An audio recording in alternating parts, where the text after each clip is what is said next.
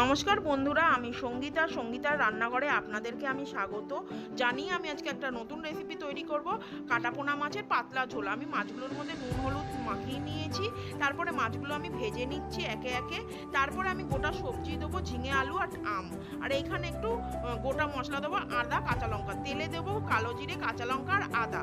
ভালোভাবে ভেজে নিয়ে তারপরে আমি সবজিগুলো ছেড়ে দেবো। তাতে আমি একটু নুন দিয়ে দেবো যাতে সবজিগুলো সিদ্ধ হয়ে যায়।